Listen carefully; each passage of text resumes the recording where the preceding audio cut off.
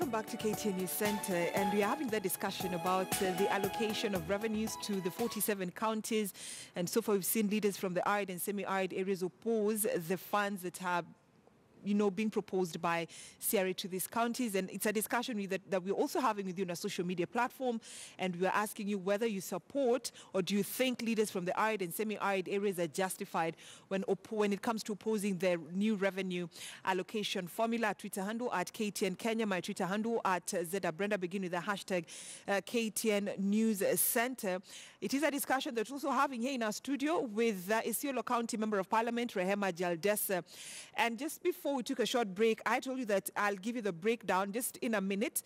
And in a second, actually, the breakdown is this: that regions that have the largest allocation of revenue that's being given to them, and of course Nairobi County is one of them, which it has been given 17.4 billion shillings. We have Nakuru at 11.79 billion shillings, then also Turkana at 11.6 billion shillings, and finally Kakamega at 11.3 and Kiambu at 10 billion shillings. This is something that has been opposed by these leaders. And you're opposing this, and of course CRA says that they had a stakeholders meeting. So why couldn't you raise these issues that you had with this allocation at that time? Thank you, Brenda. First of all, I think CRA are not being sincere.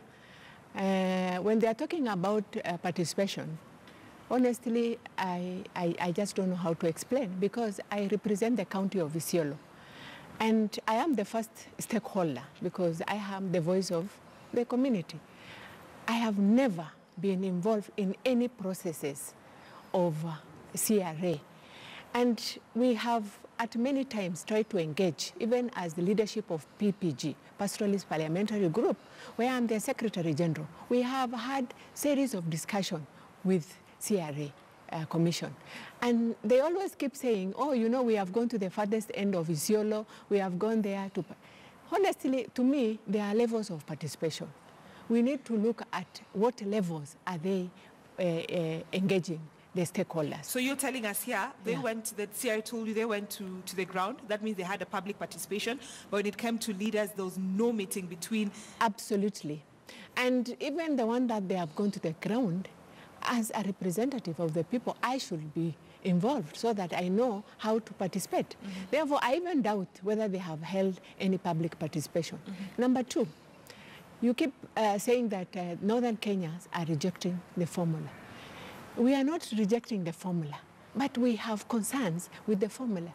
Brenda, the first formula by CRA had 4 parameters. They had looked at the population index, they have looked at poverty levels, they have looked at land mass, they have looked at equitable distribution of the 47 county. The formula had its, pros and cons, but we lived with it in the first evolution. In this new formula, and I want Kenyans to understand where we are coming from. For example, they have introduced 4 or so parameters. The first parameter they are talking about, they are saying revenue generated. And our bone of contention is the assumption that the KRA are assuming that the county of Isiolo is at the same level with the county of Kiambu or Nairobi. That is my concern as a member of parliament from Isiolo County. They are saying every revenue generated, every 100 shilling will attract 20 shillings from this new formula. And I want you to really imagine and interrogate that how can you expect Isiolo to collect equal revenue with Nairobi County or Kiambu County? But don't you other factors, I want to say other factors notwithstanding. We have external factors. For example, we have drought issues affecting us almost 75% of the year. We have issues of insecurity. internally and externally. But don't you think also the county governments have also failed residents of these 10 counties that are raising concern about this new formula that has been used by CRA? Because at the same time, the government allocates money to the counties to bring development, because devolution is about bringing development to the common mwananchi at the grassroots level. Thank you, Brenda. You know, that is a discussion for another day. But I want to say this.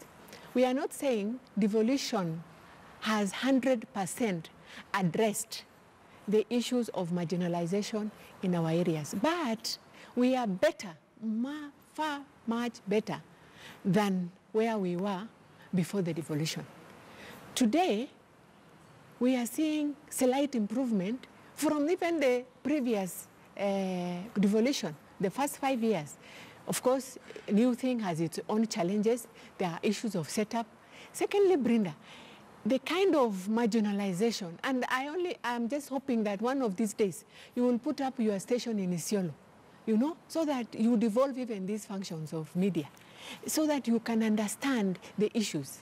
We are coming from a background where we had one tarmac road from Nairobi all the way cutting across to Isiolo, with now the new one joining to.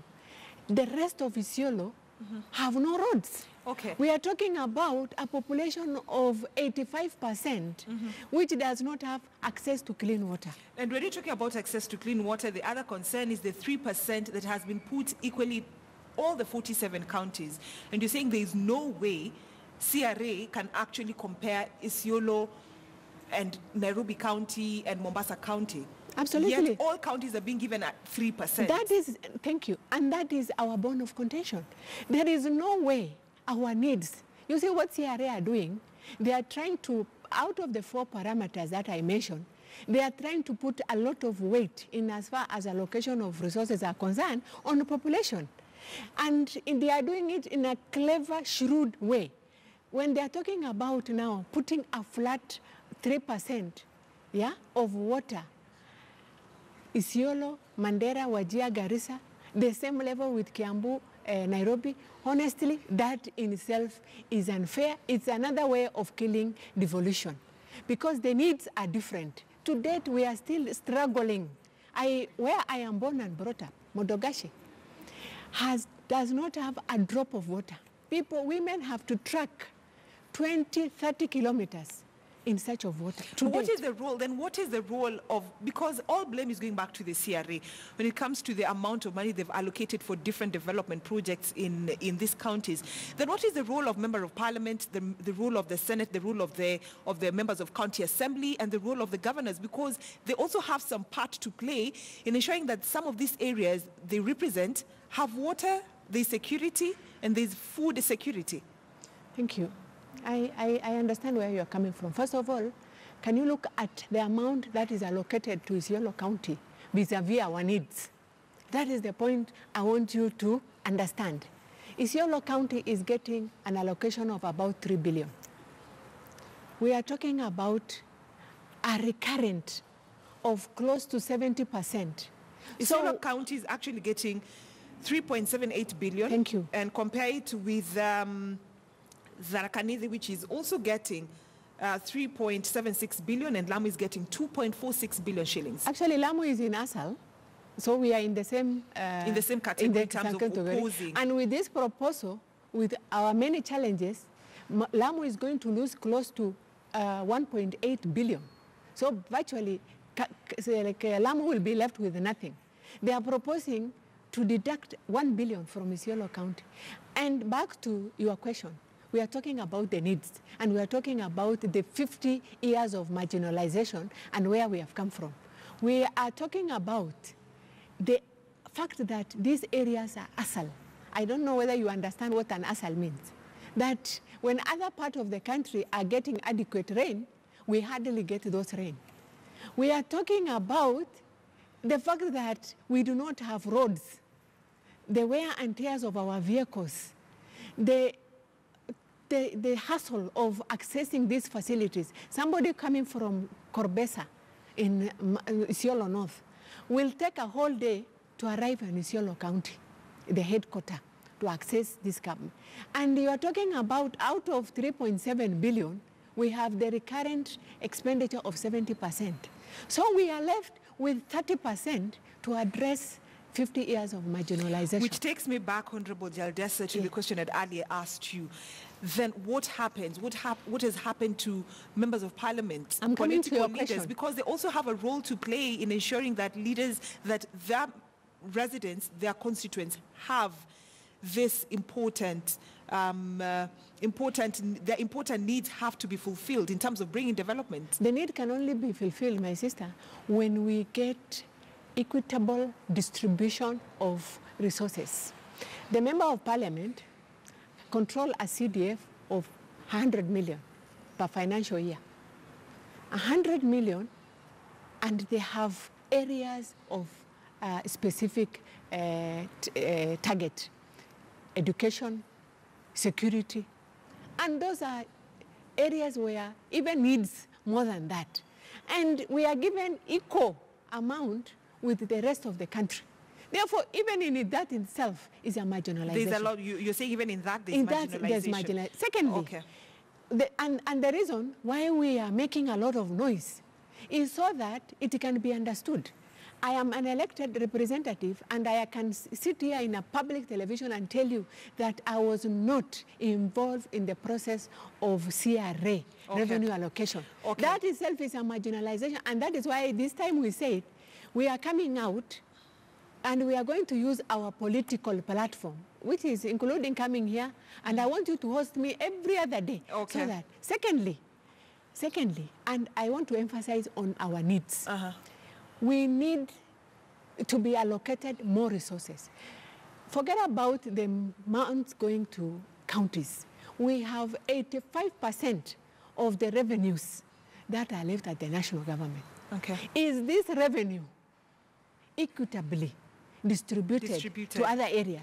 Those are the things that we want to discuss.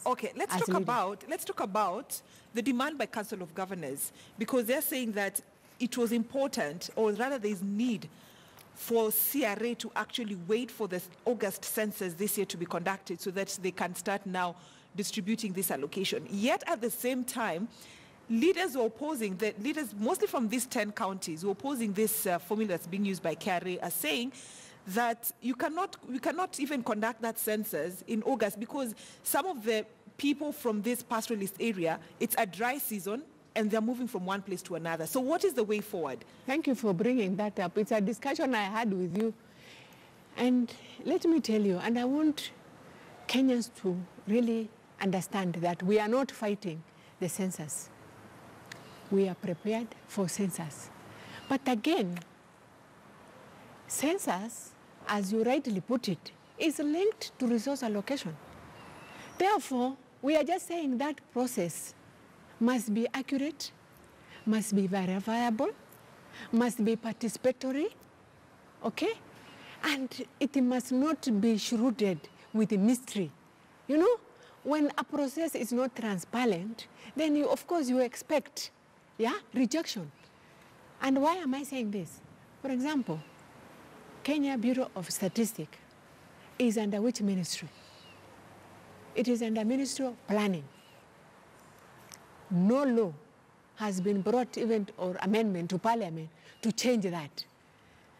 But it has come to us that now, through the back door, the census has been moved from planning to interior. We are smelling a rat. And that is why we are saying we are not objecting, and that's why I want Kenyans to understand. We are not objecting to census. We only have concerns. For example, you mentioned the month of August. So just the month of August. Just Honorable Jaldesa, just before you respond to that month of August, so you're rejecting the process that has not yet started based on the fact that it's being taken to the Ministry of Interior. That is one of it. And they are saying it has started already. They have started the recruitment process, which again is not public. You know, there is a lot of mystery. So we are simply saying, before the process commences, let the stakeholders be engaged. Let us understand, and let us also voice our concern. For example, as the representative of the people of Isiolo, my concern, in the last census of 2009, my people were not counted. And I can prove to you they were not. First of all, there was a lot of politics, that, this counting thing will reduce our resources. So completely, people just refused to participate. Secondly, the month of August may be ideal for other Kenyans, but it is not ideal for other parts of the country, especially these counties, the ASAL, because that is a dry period. It is the period where drought is at its highest. So people will have migrated to all parts of this country in search of water and pasture. Therefore, we are saying, if we were engaged, we will give a proposal. We are saying, fine, instead of doing the census in August, why can't we do it in April holiday, for example?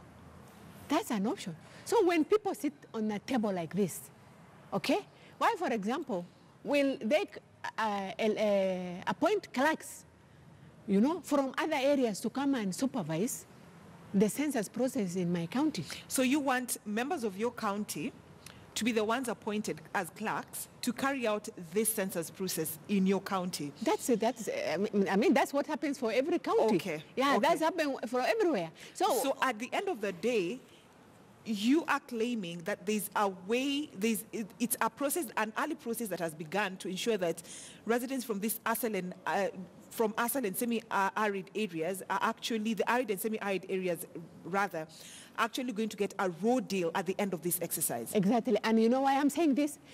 Because of the kind of comments that you hear from other leaders. You have seen leaders who, are purporting that those areas does not have people, that it has cows and goats and trees. And you see, when you hear such comments, we get jittery, we get concerned. Mm-hmm. And all over the world, of course, the majorities will always be concerned mm-hmm. about the minorities coming up. Okay. That is a global phenomenon. But I am saying this, and I want to repeat again. I said it even yesterday, that even, our dynamics are different. Mm-hmm. When other Kenyans, are practicing one way of life, ours are different. First of all, these ASAL areas, even those who are not Muslims, are real Africans. You're talking of the Maasais, you're talking of the Turkanas, you're talking of the Samburus. These are men who can take even up to 10 wives. Okay. And they can give birth to 20 or so children from one wife. You're talking of a Muslim man who has 4 wives. Even those, many of them who are not officially declaring, they have many wives, they have married and they are keeping somewhere and they're having children. So, the other Kenyans are doubting mm-hmm. the fact that, how can this population have grown? Okay. Me, I can tell you for a fact, Isiolo County people are not counted. Mm-hmm. And you will be shocked when proper biometric is done. We will raise a population of more than 1 million. Okay. Same for Marsabit and other counties. Okay, thank you so much, Honorable Rehema Jaldesa, the Isiolo County Member of Parliament, actually is the Isiolo County Woman Representative, talking to us about that disagreement between CRA and leaders, especially political leaders from the 10 counties that are opposing this new revenue allocation to their county.